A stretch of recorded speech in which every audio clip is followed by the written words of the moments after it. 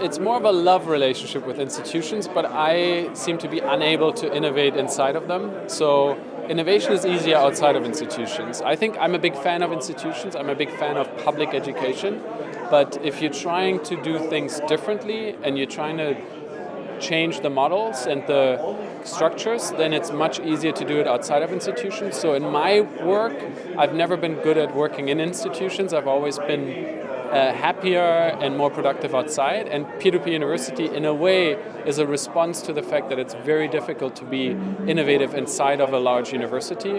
And so the university didn't want us. Also, we started out inside of universities and we said we would like to build out this project, and the university said this is too dangerous.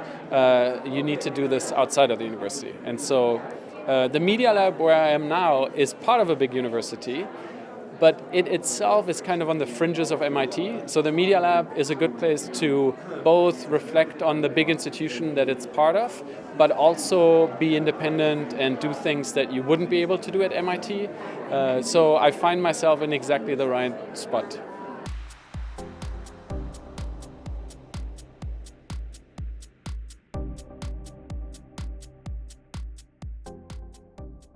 Yes, maybe, but I think it's a dangerous question. I don't think cost should be the driver for open. I think the driver for open should be that it's a better way of learning.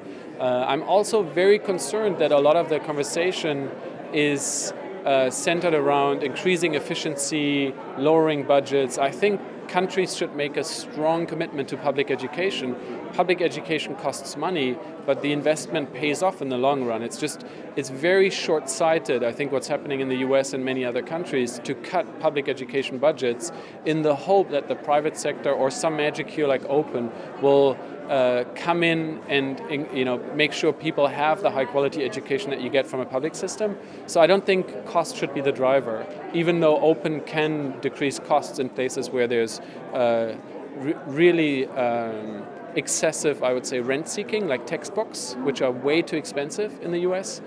So open can lower costs, but it can make learning better.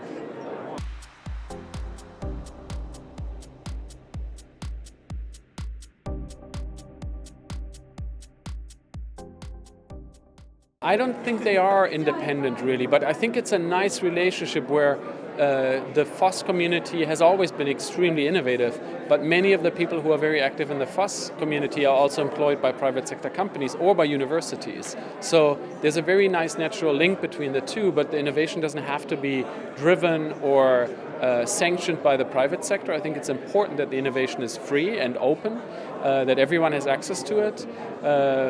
But at the same time, there's a lot of good research coming out of the private sector or out of the public sector that the FOSS community pays attention to and should pay attention to. So I think there's a nice combination between the two.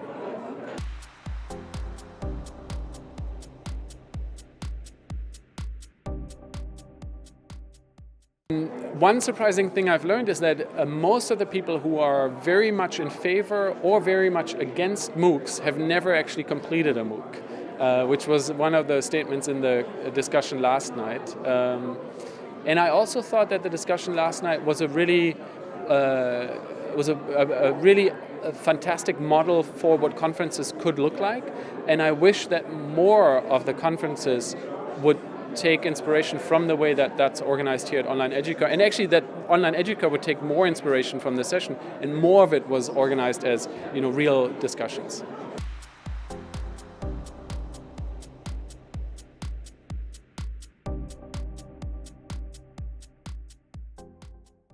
I think the boundaries around institutions are going to blur. I think they'll open up. Institutions are going to open up. The different components of learning, so learning with your peers, learning with experts, assessment, accreditation, all of those are going to fragment. I think we're going to do things in very different places with different groups of people. We're not going to be in one space for one set amount of time. And technology really is the driver of all of this. And the piece that I'm maybe most excited about right now is live, synchronous, video-based collaboration between people. There's some new tools based on WebRTC, which is a new HTML5 standard that allow us to form these video conferencing applications that weren't possible before, and they're based on an open standard, so you don't have to use someone else's infrastructure. And I think in terms of technology that's going to change the way we learn, that's going to be an important one.